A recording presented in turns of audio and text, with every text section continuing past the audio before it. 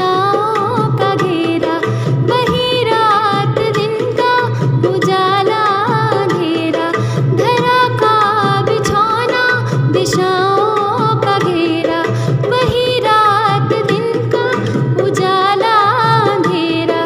गगन एक ही है, पवन एक ही है, गगन एक ही है, पवन एक ही है, हमारा तुम्हारा वतन एक ही है, हमारा तुम्हारा वतन एक ही है।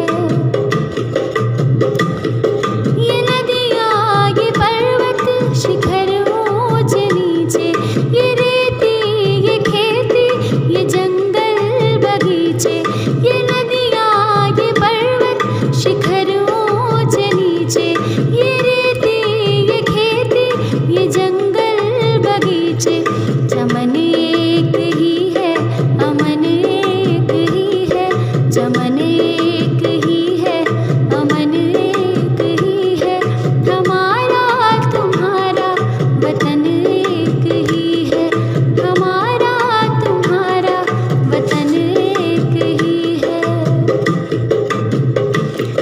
वही 9 महीने और कुछ दिन कहे हैं, वही 9 महीने और कुछ दिन कही है, सभी अपने माँ के गर्भ में रहे हैं, सभी अपने माँ के गर्भ में रहे हैं, जन्म एक ही है, मरण एक ही है, जन्म एक ही है, मरण एक ही है, हमारा तुम्हारा वतन एक ही है, हमारा तुम्हारा वतन एक ही है।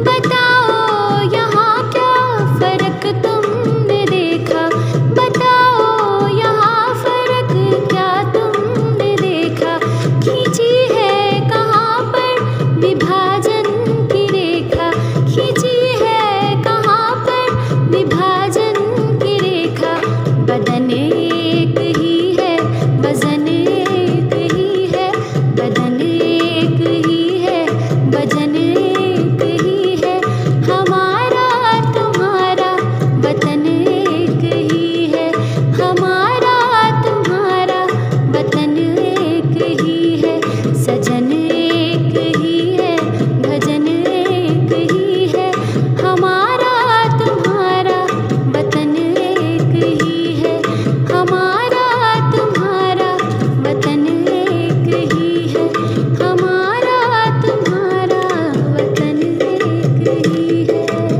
नमस्कार। आज का सुविचार हमारे लक्ष्य निर्धारित करते हैं कि हम क्या बनने वाले हैं। Goals determine what you are doing to be. कहने का तात्पर्य ये है कि हमें सफलता तभी मिलती है जब हमारा लक्ष्य निर्धारित हो। आज के लिए इतना ही। धन्यवाद। गुड मॉर्निंग बच्चों, आज हम एक नया वर्ड सीखेंगे। वर्ड है डॉन, DAWN। डॉन का अर्थ है भोर, सवेरा, प्रभात। चलो इसे एक सेंटेंस में देखते हैं। इट वुड बी डॉन सून, यानी जल्दी ही भोर हो जाएगी। Thank you. नमस्कार। आज मैं आप लोगों के लिए लाई हूँ बड़े ही मजेदार पहेली। तो चलो तैयार हो जाओ इस पहेली का उत्तर बताने के लिए। आज की पहेली है, ऐसी कौन सी चीज है, ऐसी कौन सी चीज है जो बिना बुलाए ही आ जाती है, वह हमारे हर कमरे में रहती है लेकिन किराया भी नहीं देती है। सोचिए। इसका उत्तर है हवा, क्योंकि हवा को कहीं पर भी जाने के लिए किसी की भी अनुमति की आवश्यकता नहीं है। वो कहीं पर भी अपनी मर्जी से आ जा सकती है। धन्यवाद। Good morning students. डालते हैं एक नज़र आज के इतिहास के कुछ मुख्य बिंदुओं पर। आज ही के दिन 1873 में सैन फ्रांसिस्को के बिजनेसमैन लेवी स्ट्रॉस और दर्जी जेकब डेविस को इसी दिन जीन्स बनाने का पेटेंट दिया गया। दुनिया की पहली जीन्स लेवी स्ट्रॉस ने बनाई थी। दूसरा महत्वपूर्ण बिंदु है, आज ही के दिन 20 मई सन 1900 में हिंदी के महान कवि सुमित्रानंदन पंत जी का जन्म हुआ था। तो आज के इतिहास में बस इतना ही। ओके बच्चों, थैंक यू। नमस्कार। आज के विशेष में हम चर्चा करेंगे हिंदी साहित्य में छायावादी युग के 4 प्रमुख स्तंभों में से एक सुमित्रानंदन पंत जी के बारे में। सुमित्रानंदन पंत जी का जन्म 20 मई 1900 में हुआ था। 7 वर्ष की उम्र में जब वे चौथी कक्षा में ही पढ़ रहे थे, उन्होंने कविता लिखना शुरू कर दिया था। उनका संपूर्ण साहित्य सत्यम शिवम सुंदरम के आदर्शों से प्रभावित होते हुए भी समय के साथ निरंतर बदलता रहा है। जहां प्रारंभिक कविताओं में प्रकृति और सौंदर्य के रमणीय चित्र मिलते हैं, वहीं दूसरे चरण की कविताओं में छायावाद की सूक्ष्म कल्पनाओं व कोमल भावनाओं के, और अंतिम चरण की कविताओं में प्रगतिवाद और विचारशीलता के। हिंदी साहित्य सेवा के लिए उन्हें पद्म भूषण सन 1961 में, ज्ञानपीठ सन 1968 में, साहित्य अकादमी तथा सोवियत लैंड नेहरू पुरस्कार जैसे उच्च श्रेणी के सम्मानों से अलंकृत किया गया।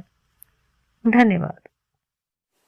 नमस्कार प्यारे बच्चों, आज हम आपके लिए लेकर आए हैं क्विज, जो है आपके लिए मनोरंजन और ज्ञानवर्धक। तो बढ़ते हैं अपने पहले प्रश्न की तरफ। झंडा गीत झंडा ऊंचा रहे हमारा नामक गीत के रचयिता कौन थे? झंडा ऊंचा रहे हमारा गीत के रचयिता श्री श्यामलाल गुप्ता जी थे। भारतीय के एकमात्र अर्थशास्त्र के नोबेल पुरस्कार विजेता कौन थे? प्रोफेसर अमृत सेन। अगले प्रश्न की तरफ बढ़ते हैं। भारत रत्न उस्ताद बिस्मिल्लाह खान विख्यात किस लिए रहे? शहनाई वादन के लिए। भारत के अंतिम गवर्नर जनरल कौन थे? सी राजगोपालाचारी। तो यह थे आपके कुछ प्रश्न जिसके थे यह रोचक उत्तर। इसी के साथ नमस्कार, आपका दिन शुभ हो।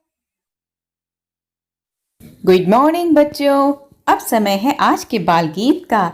आज के बाल गीत को लिखा है डॉक्टर नीतू शुक्ला, एमपीएस बेहतर उन्नाव से। आज का बाल गीत बहुत ही सुंदर और बहुत ही प्यारा है। तो आइए बच्चों, गाते हैं मेरे साथ। बज गई खाने की घंटी, खाने में है रोटी सब्जी, साथ में फल भी खाएंगे, तंदुरुस्त हो जाएंगे।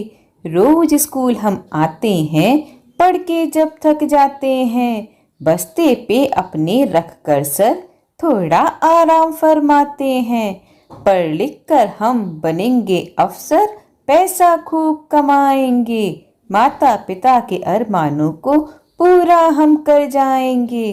बज गई देखो स्कूल की घंटी, मैडम कहती हो गई छुट्टी, हम सब घर अब जाएंगे, वापस कल फिर आएंगे, वापस कल फिर आएंगे। ओके बच्चों, have a good day, thank you. सुप्रभात बच्चों, अब बारी है कहानी सुनने की। तेनालीराम का नाम तो आपने अवश्य ही सुना होगा। आज उन्हीं की एक कहानी नली का कमाल सुनाने जा रही हूँ। एक बार प्रतिमा के सामने जलती धूप बत्ती को देखकर राजा को सभी दरबारियों की परीक्षा लेने का उपाय सूझा। राजा ने धूप बत्ती की ओर इशारा करते हुए कहा, मुझे 2 हाथ धुआं चाहिए। जो भी दरबारी ऐसा कर पाया उसे तेनालीराम से भी अधिक बुद्धिमान और चतुर समझा जाएगा। राजा कृष्णदेव की यह बात सुनकर सभी दरबारी आपस में फुसफुसाने लगे कि यह कैसा मूर्खतापूर्ण कार्य है, भला धुआं भी कभी नापा जा सकता है। एक एक कर सभी दरबारी अपनी अपनी युक्ति लगाकर धुआं नापने में लग गए। कई दरबारी दोनों हाथों में धुआं नापने की कोशिश करते, किंतु धुआं हाथों से निकल लहराता हुआ ऊपर की ओर निकल जाता। सभी ने भरपूर कोशिश की, लेकिन कोई भी 2 हाथ धुआं महाराज को न दे सका। तभी तेनालीराम शीशे की बनी 2 हाथ लंबी नली लेकर दरबार में हाजिर हुए और नली का मुंह धूप बत्ती से निकलते धुएं पर लगा दिया। थोड़ी ही देर में शीशे की नली धुएं से भर गई और तेनालीराम ने नली के मुंह पर कपड़ा लगा दिया और उसे महाराज की ओर करते हुए कहा, महाराज ये लीजिए 2 हाथ धुआं। तेनालीराम की बुद्धिमानी और चतुराई देखकर राजा बोले, अब तो आप सब मान गए होंगे कि तेनालीराम की बराबरी कोई नहीं कर सकता।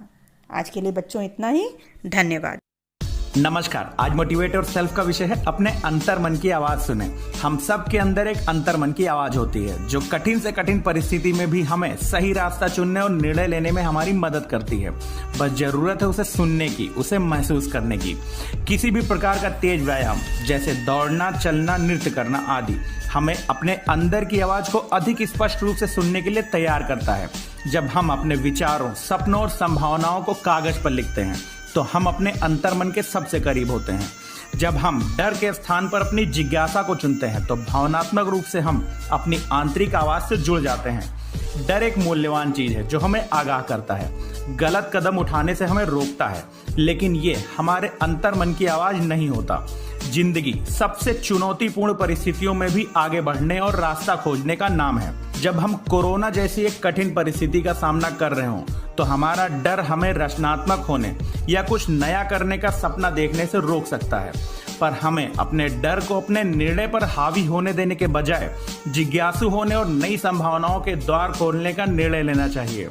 हमने जो कुछ भी हासिल किया है और खोया है उसे पीछे मुड़कर देखने के बजाय हम अपने अंतर मन की आवाज सुने और एक नई दिशा में आगे बढ़ने का चुनाव करें। धन्यवाद। आपका दिन शुभ हो।